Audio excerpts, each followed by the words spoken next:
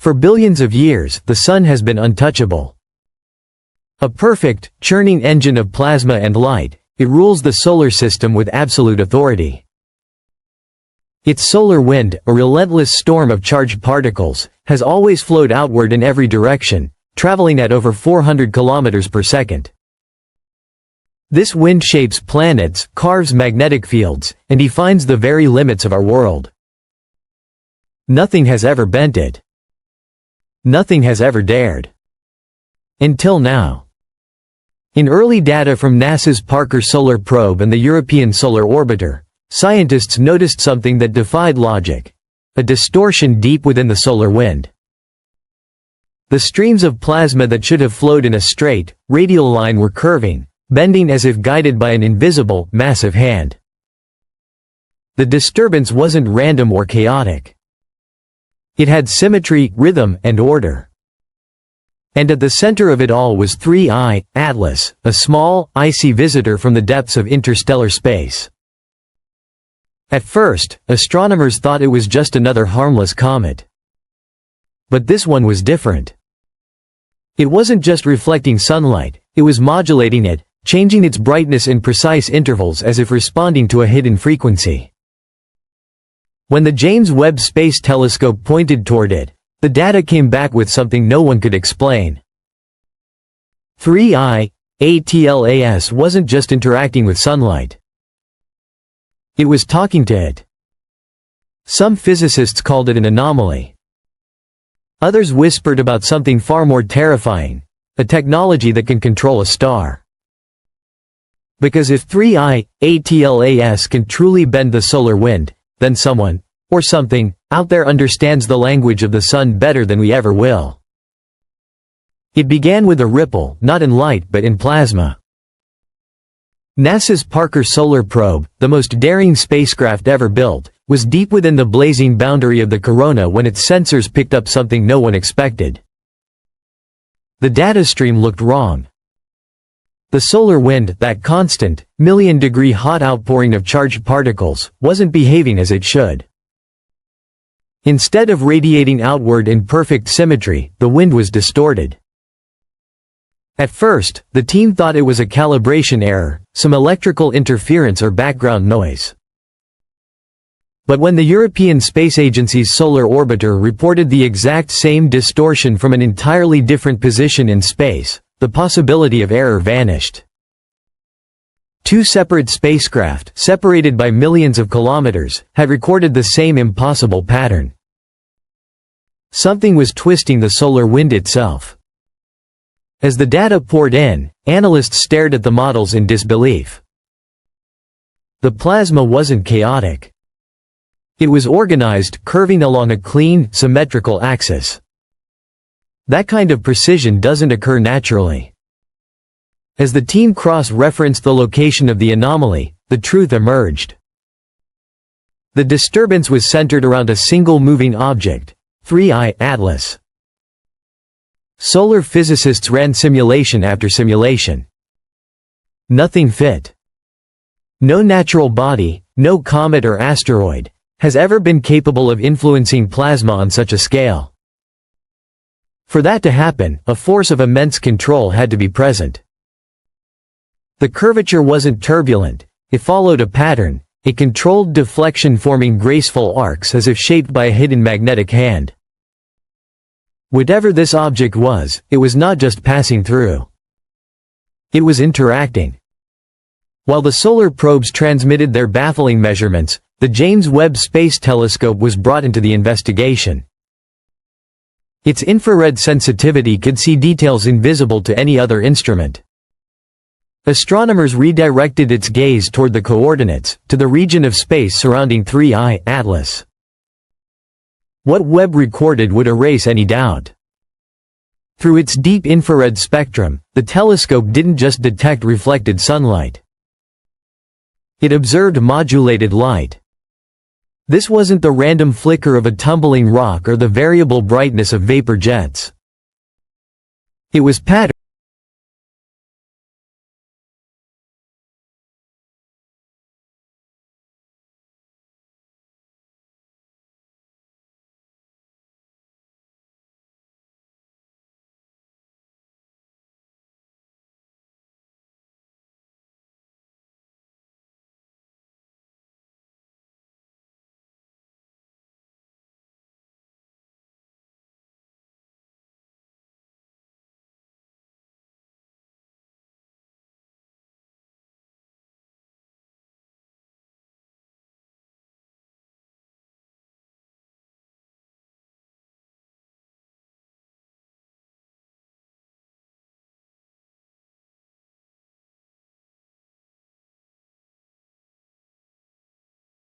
This was unlike the anomalies of ʻOumuamua or Borisov.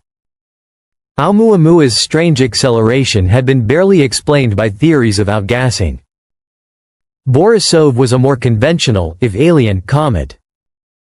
But 3I-ATLAS was different.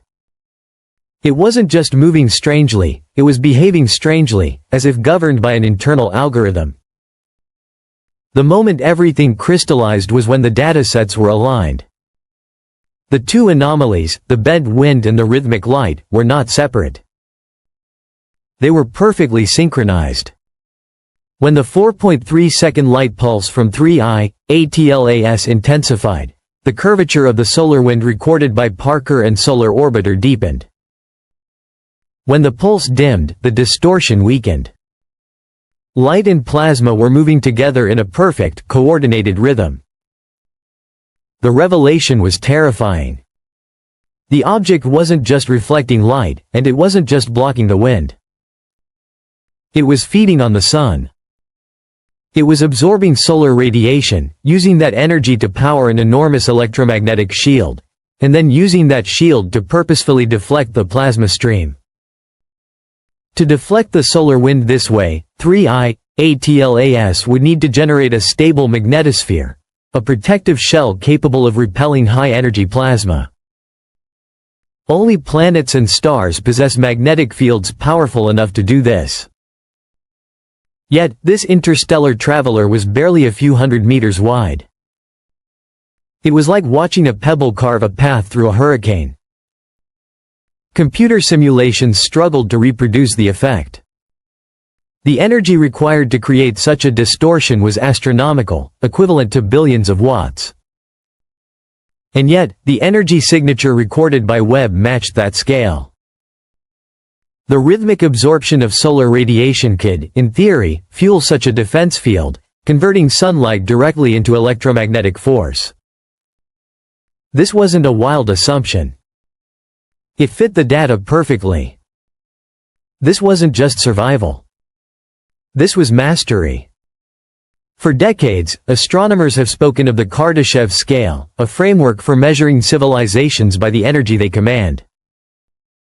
Humanity still lingers as a Type 0 civilization, harnessing only a fraction of the power available on our single planet.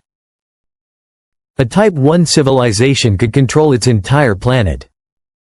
A Type 2 civilization, however, could control the full output of its star.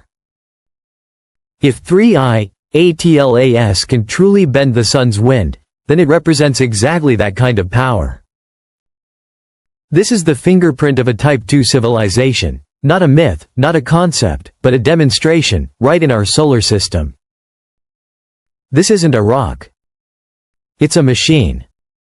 A probe, a relic, or a vessel so advanced that it uses the sun's own energy as both power and protection. Philosophers began to ask the inevitable question: if such an object exists, is it even meaningful to call it technology? Perhaps what we are witnessing isn't a machine at all, but a form of evolution beyond biology, where civilizations no longer build tools, but become them, transforming into entities of pure energy and magnetic control. The chilling corollary was impossible to ignore. If 3I-ATLAS came from such a civilization, then it wasn't just traveling through our system. It was studying a younger star, or perhaps just refueling, measuring the electromagnetic behavior of our sun with an ease we cannot comprehend. The verdict: for centuries, humanity has looked at the sun as a symbol of permanence. The one thing in the sky that never falters, never bends. But 3I-ATLAS changed that. The solar wind, once thought to be unstoppable, yielded to an object smaller than a moon. Light itself was bent, absorbed, and released with purpose.